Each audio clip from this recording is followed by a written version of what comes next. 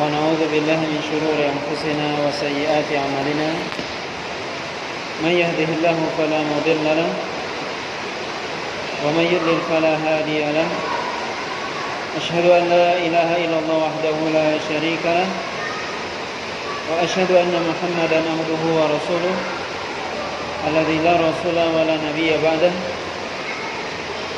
يا أيها الذين آمنوا اتقوا الله حق تقاته ولا تموتن إلا وأنتم مسلمون أما بعد. Bapak dan Ibu kaum muslimin dan kaum muslimat yang dirahmati oleh Allah SWT, alhamdulillah puji dan syukur senantiasa kita sampaikan kepada Allah SWT. Salawat dan salam kita sampaikan kepada Rasulullah SAW dan juga kepada keluarga beliau, para sahabat, para tabi'in, serta orang-orang mukmin yang senantiasa mengikuti beliau sampai hari kiamat nantinya.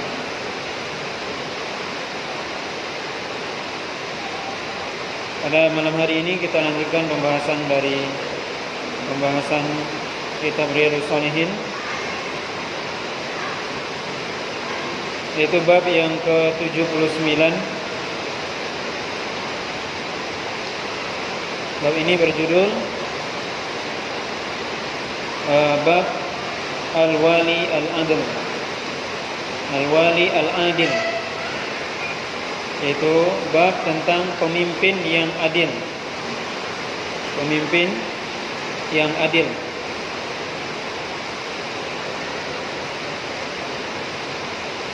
Di sini Imam Nawawi menyebutkan firman Allah SWT dalam surah An-Nahl ayat yang ke-90, sebagaimana di bab sebelumnya juga disebutkan ayat ini, yaitu di bab yang ke-78, di mana Allah SWT berfirman, "Innallaha ya'muru bil adli wal ihsan wa ita'i dzil qurba wa yanha 'anil fahsya'i wal munkari wal baghi ya'idukum la'allakum tadhakkarun." Itu Allah SWT menyuruh untuk berlaku adil, berbuat ihsan, dan memberi kepada karib kerabat, dan melarang dari perbuatan keji dan mungkar, dan juga perbuatan permusuhan. Yang demikian supaya anda sekalian, kata Allah, mendapatkan mau'izah, pelajaran, agar anda selalu ingat, kata Allah SWT. Ayat ini sudah kita jelaskan, di mana Imam An-Nawawi sudah menyebutkannya pada bab sebelumnya. Kemudian juga boleh menyebutkan firman Allah SWT dalam surah Al-Hujurat ayat yang ke-9, di mana Allah SWT berfirman, "Wa aqsitu innallaha yuhibbul muqsitin." Dan berlaku adillah, sungguhnya Allah SWT mencintai orang-orang yang berbuat adil. Kemudian tentunya perlu kita jelaskan di sini, dalam bab ini Imam Nawawi menyebutkan judul tentang Al-Wali Al-Adil, artinya pemimpin yang adil. Pemimpin di sini mulai dari pemimpin yang tertinggi sampai yang terendah. Yang tertinggi pemimpin kaum muslimin dengan skala besar,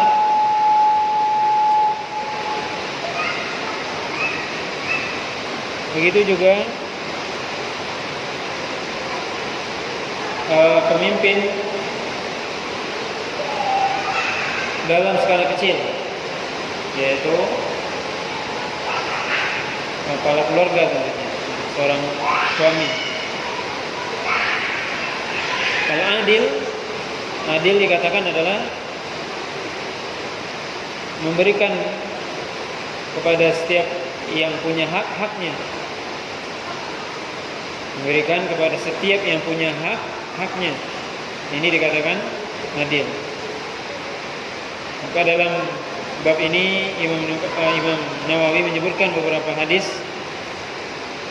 tentang pemimpin yang adil. Yang pertama, hadis yang ke-659, yaitu hadis pertama dalam bab ini, yaitu hadis dari Abi Hurairah radhiyallahu taala anhu, Nabi sallallahu alaihi wasallam qala, sab'atun yudhilluhumullahu fi dhillihi yawma la dhilla illa dhilluh, imamun adilun wa syabun nasha'a fi ibadatillahi ta'ala wa rajulun qalbuhu mu'allaqun bil masajid wa rajulani tahabbani fillah ijtama'a alaihi wa tafarraqa alaihi wa rajulun da'athu imra'atun dhatu mansibin wa jamalin faqala inni akhafullah wa rajulun tasaddaqa bi sadaqatin fa akhfaha hatta la ta'lama shimaluhu ma tunfiqu yaminuhu wa rajulun dzakarallaha khaliyan fa fadat aynahu, muttafaqun alaih. Nabi SAW mengatakan ada 7 macam orang atau 7 macam golongan yang akan dinaungi oleh Allah SWT di hari di mana tidak ada naungan kecuali naungan Allah SWT, yaitu di mahsyar. Yang pertama yaitu pemimpin yang adil. Kemudian pemuda yang dia tumbuh dalam ketaatan kepada Allah SWT, dalam ibadah kepada Allah SWT. Kemudian laki-laki yang hatinya selalu terpaut ke masjid, dan 2 orang yang saling mencintai karena Allah, berkumpul karena Allah, berpisah karena Allah. Dan seorang laki-laki yang dia dipanggil atau digoda oleh seorang wanita yang memiliki kedudukan dan kecantikan untuk melakukan perbuatan zina atau perbuatan yang terlarang. Kemudian dia mengatakan, sungguhnya aku takut kepada Allah. Dan seorang yang dia berinfak atau bersedekah di mana tangan kirinya tidak tahu tangan kanannya, yaitu dia sembunyikan sedekahnya. Dan seorang yang dia mengingat Allah SWT di waktu dan tempat yang sepi, kemudian mengalirlah air matanya, ya, karena takut kepada Allah SWT, atau menangis karena takut kepada Allah SWT. Hadis diriwayatkan oleh Imam Bukhari dan Muslim. Maka dalam hadis ini disebutkan ya, ada 7 golongan tadi yang mendapatkan naungan Allah SWT di mahsyar nantinya. Yang pertama adalah imamun adil, yaitu pemimpin yang adil. Maka ini menunjukkan keutamaan pemimpin yang dia adil. Tentunya lebih kepada pemimpin yang dimaksud dalam bab ini ataupun dalam hadis ini adalah pemimpin dalam skala yang tentunya lebih besar.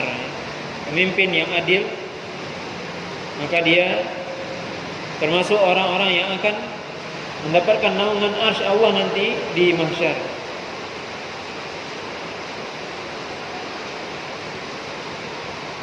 Kemudian hadis selanjutnya, hadis yang ke-660, an Abdullah bin Amr ibn al-As qala Rasulullah sallallahu alaihi wasallam, innal muqsitin indallahi ala manabir min nur an yaminir rahman wa kilta yadayhi yamin alladzina ya'diluna fi hukmihim wa ahlihim wa ma wallu.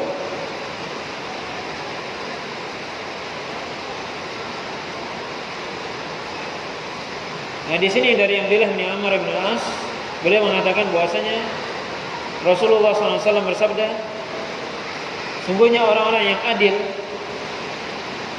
nanti di sisi Allah SWT berada di atas mimbar-mimbar, yang mana mimbar-mimbar tersebut terbuat dari cahaya, mimbar-mimbar yang terbuat dari cahaya, min nur. Di sebelah kanan Allah SWT, ya di surganya maksudnya. Dan kedua tangan Allah kanan, yaitu orang-orang yang mereka adil dalam menghukumi atau memutuskan perkara manusia, dan juga mereka adil dalam memperlakukan orang yang ada di bawah kekuasaannya. Hadis diriwayatkan oleh Imam Muslim. Maka dalam hadis ini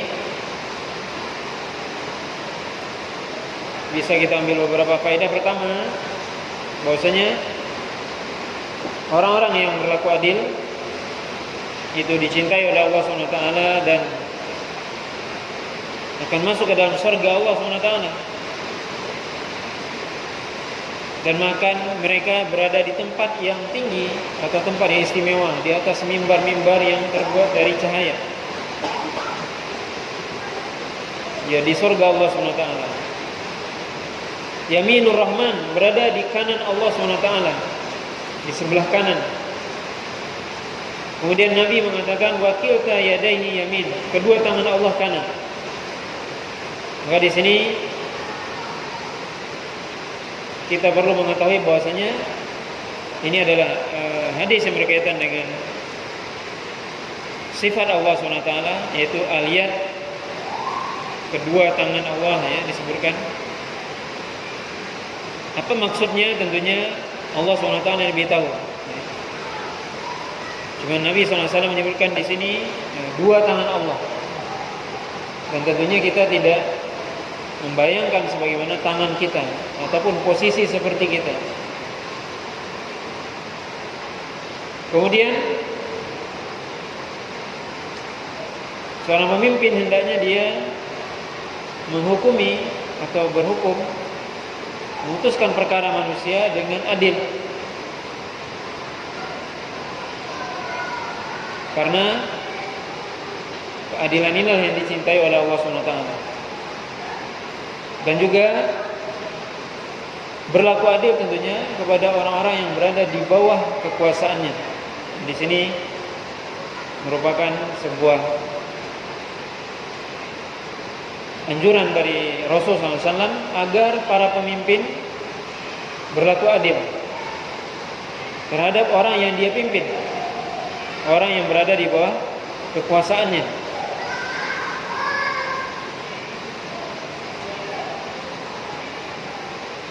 Kemudian hadis selanjutnya, hadis yang ke-661, An Auf ibn Malik radhiyallahu ta'ala anhu qala sami'tu Rasulullah sallallahu alaihi wasallam yaqul khiyaru a'immatikum alladhina tuhibbunahum wa yuhibbunakum wa tusalluna alaihim wa yusalluna alaikum wa syiraru a'immatikum alladhina tubghidunahum wa yubghidunakum wa ta'anunahum wa yal'anunakum. Qala qulna ya Rasulullah afala nunabiduhum? Qala la ma aqamu fikum as-salah, la ma aqamu fikum as-salah, rawahu Muslim. Dari Auf bin Malik, beliau berkata, saya mendengar Rasulullah SAW bersabda, sebaik-baik pemimpin kalian adalah orang-orang yang kalian mencintai mereka dan mereka mencintai kalian, dan kalian mendoakan mereka sedangkan mereka juga mendoakan kalian. Dan seburuk-buruk pemimpin kalian adalah yang kalian membenci mereka dan mereka membenci kalian, dan kalian melaknat mereka, mereka juga melaknat kalian. Kemudian Auf berkata, para sahabat bertanya kepada Nabi SAW, Apakah kami tidak memberontak saja wahai Rasul kepada mereka? Maka Nabi mengatakan tidak, selama mereka masih sholat. Kemudian Nabi ulang, tidak selama mereka masih sholat. Hadis diriwayatkan oleh Imam Muslim. Bapak dan Ibu yang dirahmati oleh Allah SWT, di sini dalam hadis ini Nabi SAW menyebutkan tentang sebaik-baik pemimpin. Bagaimana pemimpin yang baik? Salah satu cirinya, kata Nabi SAW, adalah pemimpin yang kalian di sini tentunya kaum muslimin, mencintai mereka dan mereka mencintai kalian.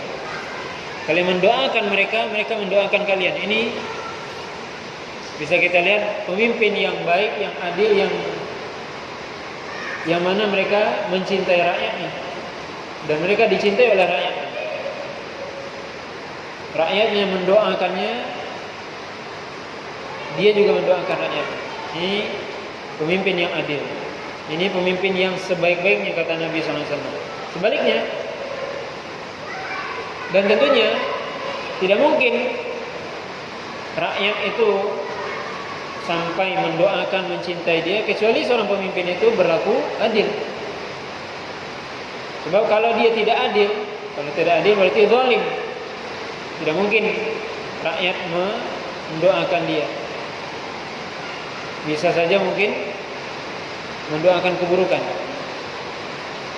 Maka hadis ini menunjukkan bahwasanya pemimpin yang adil itu adalah pemimpin yang paling baik, di mana rakyat mencintai dia dan dia mencintai rakyat.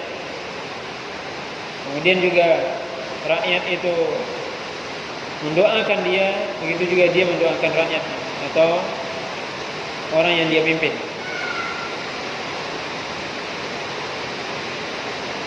Kemudian faedah dari hadis ini, yang pertama tadi kita sudah sebutkan keutamaan adil. Bahwasanya seorang berlaku adil maka akan dicintai oleh rakyat atau oleh orang yang dia pimpin, kemudian akan didoakan. Sebaliknya, bahaya dari sebuah kezaliman. Seorang yang tidak adil atau zalim, maka bisa jadi dia dilaknat atau didoakan keburukan oleh orang yang dia pimpin. Maka hadis ini memberikan anjuran kepada para pemimpin untuk berlaku adil dan menjauhi perbuatan zalim. Kemudian faedah dari hadis ini juga bahwasanya hadis ini bukan berarti bolehnya kita mendoakan keburukan kepada pemimpin. Para ulama menjelaskan bahwasanya hadis ini merupakan kabar dari Nabi SAW. Bahwasanya akan ada nanti orang yang akan melaknat pemimpin, mendoakan keburukan. Tetapi secara syariat, selama pemimpin itu muslim, maka hendaknya kita doakan kebaikan kepada dia selama dia muslim, walaupun dia zalim. Dan nanti akan disebutkan dalam bab yang ke-80 tentang bagaimana kewajiban kita untuk taat kepada pemimpin selama tidak ada perintahnya bertentangan dengan syariat. Maka di sini para ulama menjelaskan, di sini disebutkan bahwasanya Nabi memberikan kabar, berita, bahwasanya akan ada di akhir zaman nanti orang yang akan, pemimpin yang akan dilaknat oleh rakyatnya dan sebaliknya. Bukan berarti itu hal yang dibolehkan, karena Nabi tentunya mengatakan laisa mu'min billa'an. Orang mukmin itu kan bukan orang yang suka melaknat. Artinya ketika pemimpin itu melakukan kezaliman, maka hendaknya bukan kita membalasnya dengan kezaliman yang setimpal, tidak. Tapi nanti akan disebutkan oleh Nabi SAW, kita disuruh untuk bersabar. Maka ya hadis ini bukan berarti sebuah justifikasi, yaitu membolehkan melaknat, karena orang mukmin tidak suka melaknat. Kemudian faedah dari hadis ini juga bahwasanya seorang ketika menghadapi pemimpin yang zalim, maka tidak boleh dia memberontak. Kata Nabi tadi di akhir hadis, para sahabat bertanya kepada Rasul, ada pemimpin yang mereka melaknat pemimpin itu, berarti dia zalim. Makanya mereka melaknat pemimpin tersebut. Apakah kami boleh untuk memberontak? Kata Nabi, tidak. Maka di sini selama pemimpin itu muslim, maka tidak boleh memberontak. Selama, kata Nabi tadi sebutkan, selama mereka masih sholat, ma aqamu as-shalah. Kata Nabi SAW, ma aqamu fikum as-shalah. Selama mereka masih mendirikan sholat, maka ya tidak boleh memberontak. Berarti kalau masih sholat berarti muslim. Dan hadis ini juga memberikan faedah kepada kita bahwasanya sholat merupakan suatu hal yang sangat penting. Itu sholat membeda antara muslim dengan kafir. Maka kalau tidak sholat berarti sudah kafir. Sebagaimana Nabi katakan, al-ahdu bainana wa bainahum as-shalah, faman tarakaha faqad kafar. Perbedaan antara kita dengan mereka, yaitu orang-orang musyrik, orang-orang kafir, as-shalah. Itu salat, siapa yang meninggalkan salat kafir. Ini menunjukkan pentingnya salat. Maka Nabi SAW tidak membolehkan pada suatu kaum untuk memberontak kepada pemimpinnya selama pemimpinnya masih salat. Maka salat ibadah yang sangat besar. Dia masih dianggap sebagai seorang muslim karena dia masih sholat. Nah, ini sekali lagi menunjukkan apa pentingnya ibadah sholat, yang mesti kita perhatikan dengan sebaik-baiknya. Kemudian hendaknya juga seorang muslim mendoakan pemimpinnya dengan doa yang baik. Sebaiknya tentunya seorang muslim mendoakan pemimpinnya dengan doa yang baik.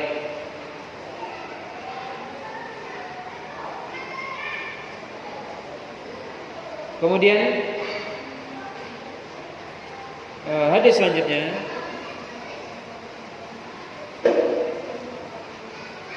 hadis yang ke-662, An Iyad ibn Himar radhiyallahu ta'ala anhu qala sami'tu Rasulullah sallallahu alaihi wasallam yaqul ahlul jannati thalathatun dzu sultanin muqsitun muwaffaqun wa rajulun rahimun raqiqul qalbi likulli dhi qurba wa muslimin wa afifun muta'affifun dzu iyalin, rawahu Muslim. Dari Iyad ibn Himar radhiyallahu ta'ala anhu, beliau berkata, saya mendengar Rasulullah SAW bersabda, penduduk surga itu diantaranya ada 3 macam orang. Pertama, dzu sultan muqsitin muwaffaq, yaitu seorang yang memiliki kekuasaan, kemudian dia berlaku adil, dan seorang yang dia penyayang, hatinya lembut, penyayang kepada setiap karib kerabatnya dan juga setiap muslim. Dan yang ketiga, rajulun afifun, yaitu orang yang dia menjaga dirinya untuk tidak minta-minta kepada orang lain, padahal dia memiliki keluarga atau tanggungan anak, istri yang banyak. Hadis diriwayatkan oleh Imam Muslim. Maka dalam hadis ini disebutkan oleh Nabi SAW di antara 3 macam penduduk surga. Yang pertama, ini berkaitan dengan bab kita. Dzu sultan muqsid muwafaq, yaitu orang yang memiliki kekuasaan, wewenang, kemudian dia berlaku adil terhadap orang yang dia pimpin. Seorang pemimpin, dia berlaku adil kepada rakyatnya dengan memberikan hak-hak mereka, berbuat baik kepada mereka, kepada orang yang dipimpin atau kepada rakyatnya. Maka ini termasuk ciri para penduduk surga. Dan ini menunjukkan keutamaan berbuat adil. Yang kedua, rajulun rahim, itu orang yang dia lembut hatinya, penyayang kepada setiap muslim dan karib kerabatnya. Ini menunjukkan keutamaan orang yang memiliki hati yang lembut, yang penyayang, yang perhatian kepada setiap karib kerabatnya dan setiap muslim. Maka kita mestinya memperhatikan keluarga tentunya yang dimulai terlebih dahulu. Nabi memulainya likulli dzi qurba, kata Nabi. Setiap orang memiliki hubungan kerabat dengan dia. Maka keutamaan seorang untuk memperhatikan karib kerabatnya, familinya, dan bahkan juga setiap muslim, untuk dia perhatikan ya keadaannya. Kemudian hadis ini juga menunjukkan keutamaan yang berlaku lemah lembut kepada setiap karib kerabat dan juga kepada setiap muslim. Berlaku lemah lembut ini suatu hal yang dianjurkan oleh Nabi SAW. Sebagaimana Nabi mengatakan, inna rifqa la yakunu fi syai'in illa zana wa la yunza'u min syai'in illa syana. Yaitu kelemah lembutan tidak ada pada sesuatu kecuali akan menambah bagus sesuatu tersebut, dan tidak akan diambil dari sesuatu kecuali sesuatu itu akan menjadi buruk.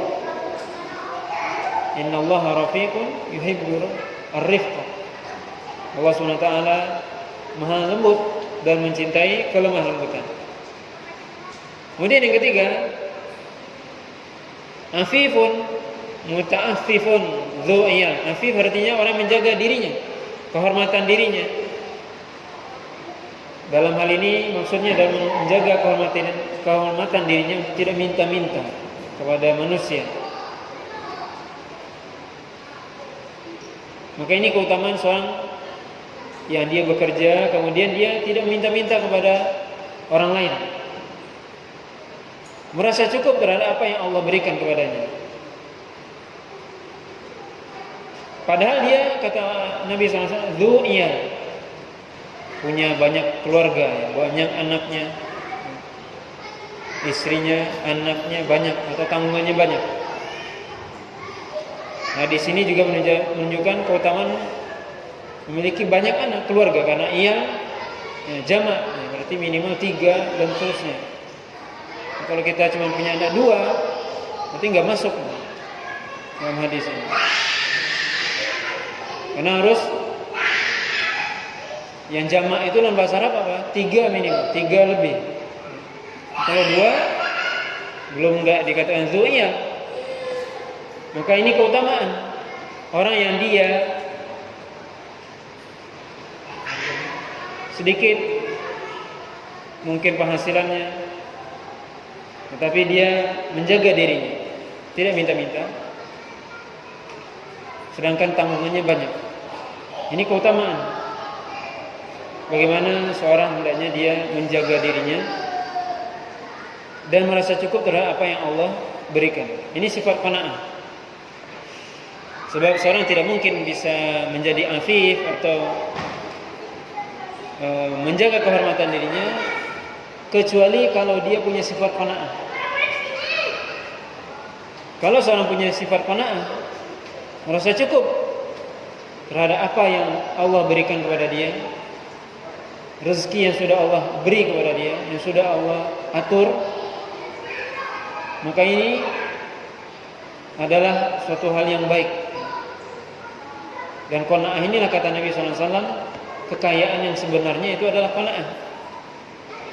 Sebab seorang kalau tidak qanaah, berapapun yang dikasih sama Allah, dia akan merasa kurang. Maka ini pentingnya seorang memiliki sifat qanaah. Ya, hadis ini diriwayatkan oleh Imam Muslim.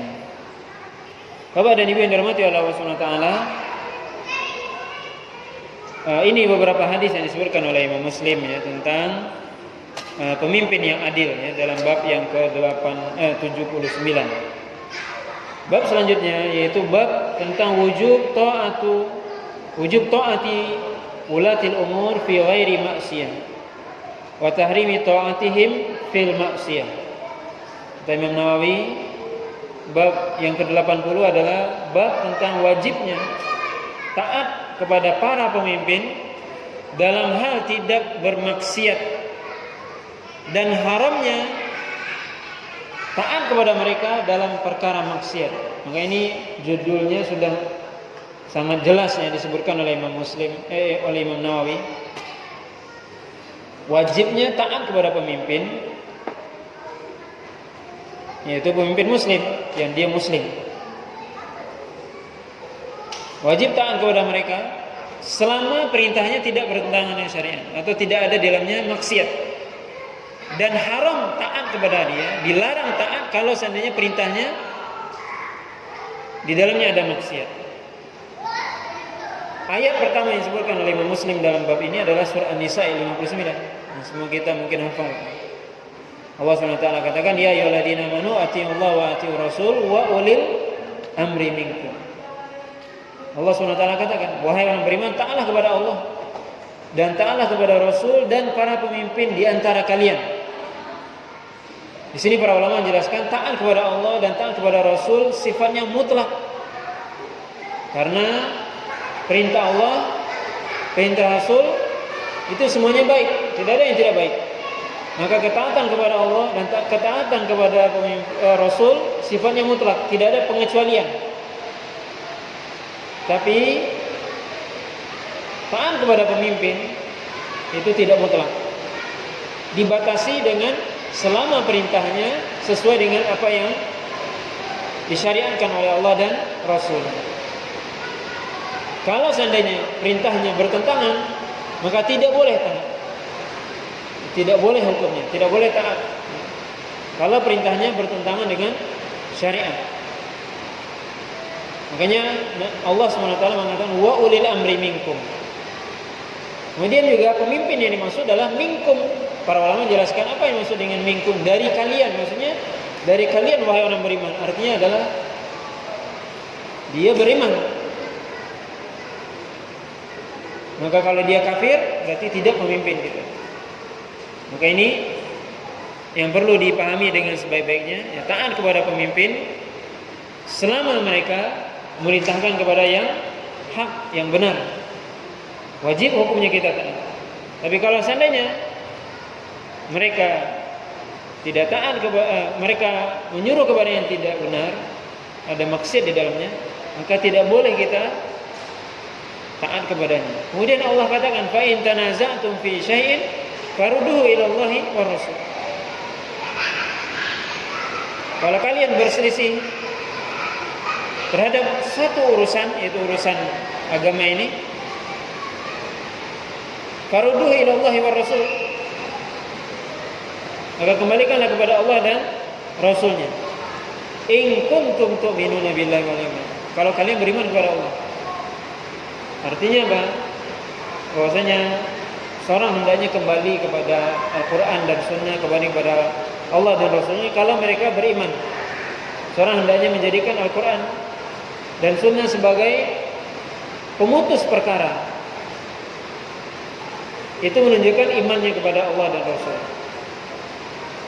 Maka orang beriman, landasan hidupnya adalah Al-Quran dan Sunnah. Kalau dia tidak berdasarkan kepada itu, maka tidak beriman. Kata Allah, kalau kalian berselisih, kembalikan kepada Allah dan Rasul jika kalian beriman. Berarti kalau kalian tidak mengembalikannya kepada Allah dan Rasul, berarti tidak beriman kalian. Nah, ini suatu hal yang perlu kita pahami dengan sebaik-baiknya, bahwasanya ya, ketaatan kepada Allah dan Rasul sifatnya adalah mutlak. Sedangkan ketaatan kepada pemimpin, ya, pemimpin kaum muslimin tidak mutlak. Selama perintah mereka tidak bertentangan dengan syariat, maka wajib kita taat. Tapi kalau seandainya perintah mereka itu ada maksiat, maka hukumnya tidak boleh kita taat kepadanya.